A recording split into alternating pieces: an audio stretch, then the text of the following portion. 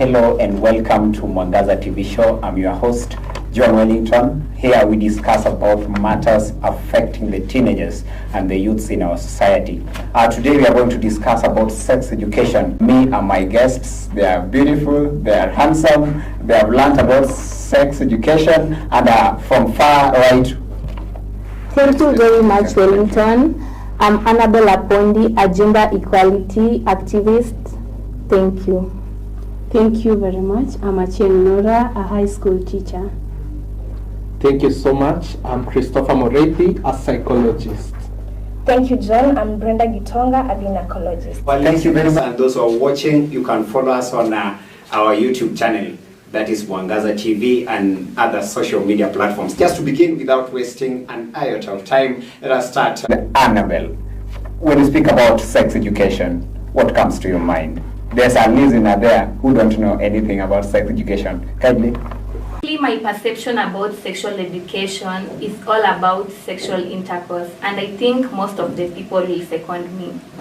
Yes, I see Brenda wants to contradict something, right? Yes, John, thank you. I want to oppose Annabelle or a point of view about sex education. Yes. Sex education is a program that is introduced to the youth and teenagers in general to teach them about sexuality, the relationships, the human body, and communication about sex in general. Okay, thank you very much.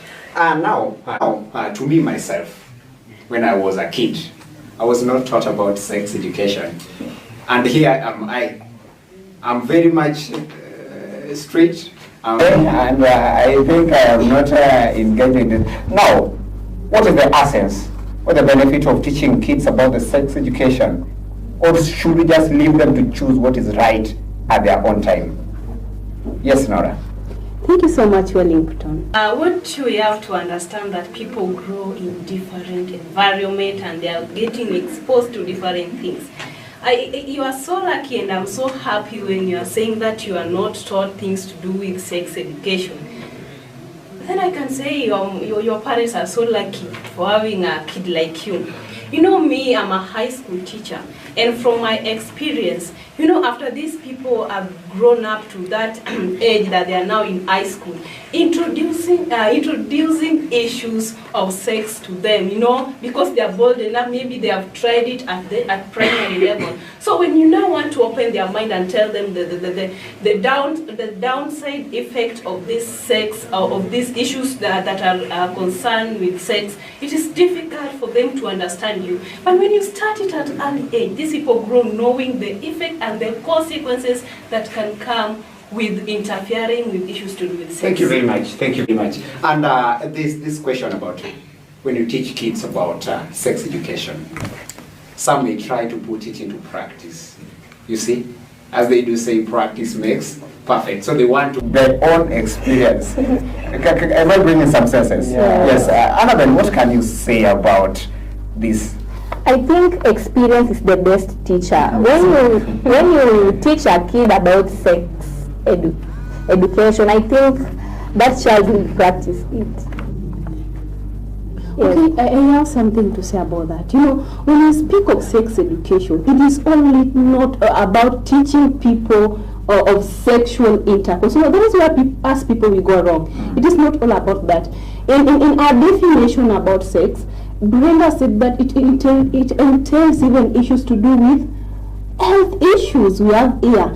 And nowadays, this issue of teenage pregnancy is so much sound. So these are one of the reasons why we want the kids or the young ones to be introduced to issues of sex education at that stage, you know. So this issue of like when we tell them about, are we telling you as a teacher, are you going to tell your students or your pupils that this is how sex is being done? Are you going to do it practical? We are questioning the learner, something like that. You are telling them that this and this can happen when you do this and this. So it's not all about that you are directing them that go and experience. It depends on how we are going to teach them also. Thank you so much. Now I get it. So do you encourage sexual education to be taught in school? That is what I'm trying to say. I'm encouraging it. They need to know much. they need to be well educated and know how to carry out themselves in anywhere. Actually, that was what was coming next. And about when I want to speak about that, just interesting, we have this thing called abstinence. Yes, Muribi. Okay, thank you so much, Wellington. Abstinence in its form is not practicing whatever you are taught because you know that it already has effects, bad effects that will not help you. So, when you talk about abstaining, first of all, let me tell you that no one has ever died, or I've never attended any burial because someone died because of abstaining. So in abstinence, it's part of the sexual education, the sex education that you get from it. You learn, why should you abstain? Why should I abstain from early sex or from premature sex? Why should I abstain? Okay, so one day I'll visit a burial ceremony and find someone. There is no day I'll find someone who died because I failed to abstain. Okay, there's this there's this notion on sex education where we have they do say, or it is a notion that if you teach people about sex education, then you promote sex, or they end up doing sex. Annabelle. I think it's true when you teach people. If you teach me how to do it, I'll definitely practice. I see you are doing it. Yes. On my definition about sex education, once again, I said sex education is not the act of doing sexual intercourse. Yeah. Sex education is the giving people knowledge about their sexuality, their human body in general, their relationship issues. So when you teach someone about sex education, you're not teaching them on how to do sex. Yeah. You are teaching them about their body. You are a girl, there is the adolescent period, you are a man, relationship issues, who to get engaged with. Yeah, it's not all about sex. I would also love to add on whatever my friend please. Gitonga is saying. You see, as a psychologist, as we learn in psychology, the human development, when you begin teaching someone from an early age. For example, you are taught, I am assuming, not assuming, but I know that you are taught the use of drugs is not good. And your parents started that when you were at a young age. They told you, don't use bang, don't use this, it's bad. The reason they did it at an early age is because as your brain develops, it adopts all that is taught and now puts it into practice. So the moment you teach your kids at an early age about sex and sex education, you sensitize them, you tell them that it is wrong to do this at this age, it is right to do this, it is right to use condoms, it is right to use contraceptives. Yeah, I see. Just you're making it interesting, and we're going to take a short break. As you can see, our show is getting hotter, it's getting interesting, and we're coming back just in a couple of minutes. Just keep watching us, keep following us, send your views and also your comments concerning this. Thank you very much.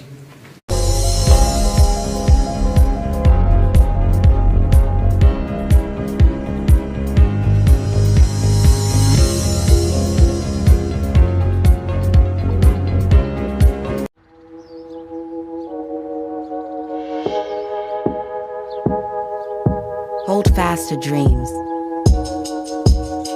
For if dreams die, life is a broken winged bird that cannot fly. Hold fast to dreams.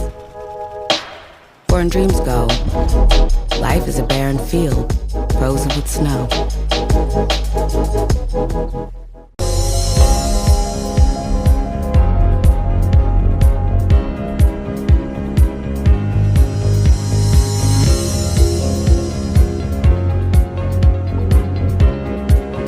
Thank you very much. Thank you very much. We had a short break and a commercial break. Thank you. Welcome back to our show. That is Mwangaza TV show. We are coming live on YouTube. I can remind you of that once again. We are still discussing this topic of sex education. We have our guests with us. They've taken some tea. Yeah, so let's just go straight to it.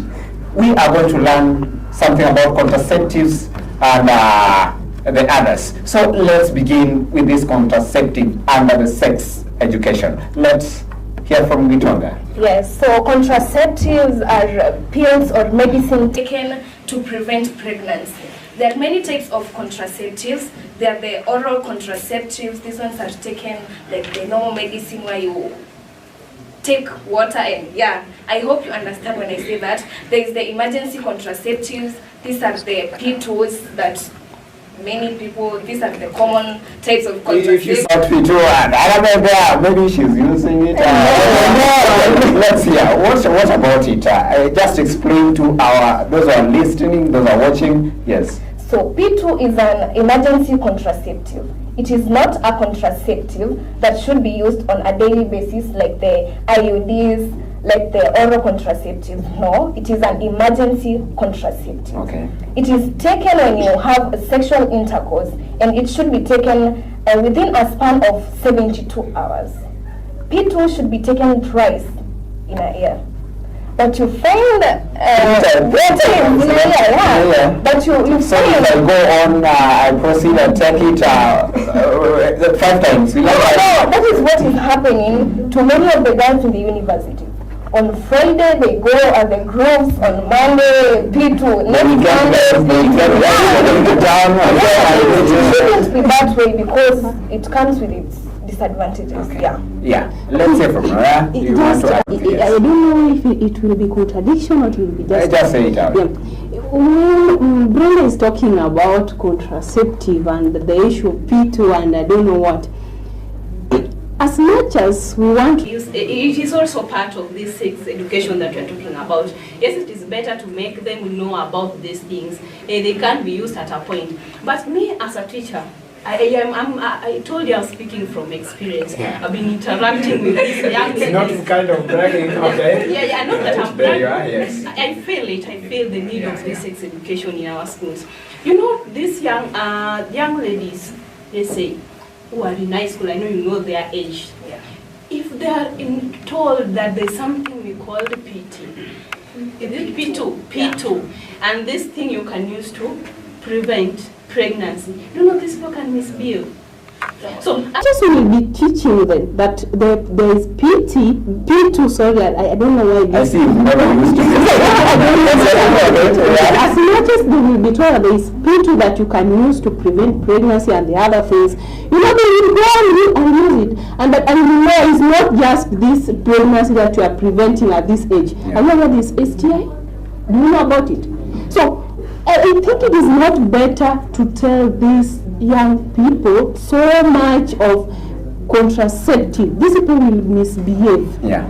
Yeah, I'm seeing it. I'm experiencing Okay. it. Let me add something. I Okay? love to. That opinion is good, but in my view, according to my profession Yes. and the knowledge that I have, as a psychologist, yes, I come to you, I teach you this, I sensitize about it, then I tell you the bad effects. So in the curriculum, and as you teach them sex education, you sensitize them about the contraceptives, but also I tell them how bad it is when you get used to it, or how it damages your sexual health. For girls, it damages your uterus and stuff. So if I teach them, the sex education that I'm giving them is on the contraceptives and how bad it is, and also why at times you need to use it. That's why my friend Getonga said it's an emergency contraceptive. Yeah, I see this about sex and the P2 and whatever. It's so broad, and if we start speaking about it, yes, just add something. I agree with And I am getting your point. But I advise those who are planning, even the trainers who are outside there, that as you go to teach these kids this issue of contraceptive, try and understand them, and try to understand the people those who are training, those who can manage to abstain, or just teach them. I think you should show them more of the effect, so that they avoid it. Show them most of them, because I've seen some people who have been affected with that. Yeah. Okay. Now, just to slide a bit on away from that, we are going to just in a couple of minutes we are going to end the show. And before that, we have this thing that's rampant. Just in 30 seconds, can you tell us something about lesbianism and the gayism that is very rampant in to tertiary institutions? Gayism and lesbianism is because lack of knowledge. Maybe when you are young, your parents didn't tell you that you are not supposed to engage with your fellow girl, for example. So I think this sex education will help teach children out there in schools about how you're supposed to behave with your sexuality. Thank you. Director there is reminding me that time is up and we need to wind up. Before we do this, I want to just give us a little time to at least say a word before we end. Let me start with it on that. Thank you, John, once again. As I started the show, I gave a clear definition of sex education. So I would prefer sex education to be introduced to the school curriculum, where students are able to access the sex education as a subject, so that they can know more about this sex education. Yes. Thank you very much. Yes, Maureen. Thank you, Wellington. Yes. My final words will be, if you are able to understand what sex education is, please teach it out there and let it reach out to the whole society. And also, the issue that I was talking about, abstain from early sex. Know when it is time to have it. Yes, if you tell the someone knows, sex is good. Yes, sex is good. We can all agree that. But also, having sex without knowledge about it, it's not good. Sure. It's not good. So, what I'll urge them to do is to ensure they understand all about sex education. Thank you very much. Thank you very much. Yes, Nora. Thank you once more. I want to talk to parents outside there. Yes, do it. I'm a teacher. So before you take your children to school, be the first teacher.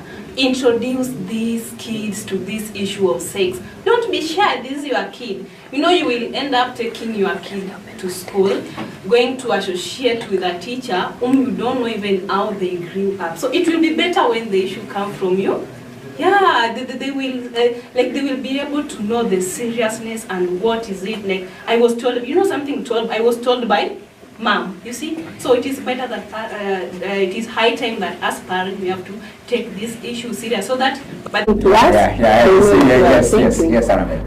As now I'm not naive about sex education, and as a gender activist, I like everyone watching to teach every children about sex education at an early age, so that they don't mess up in future. Thank you very much. Thank you very much, my guests in studio. And back to we have just come to the end of this show, and we've learned a lot. And more are coming when you follow us on our channel, and we come live every Friday, I think. Now we are going to end this show.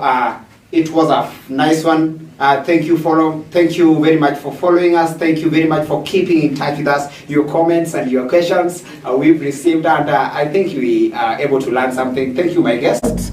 I think your answer. Thank you very much. Oh, thank you, and God bless you.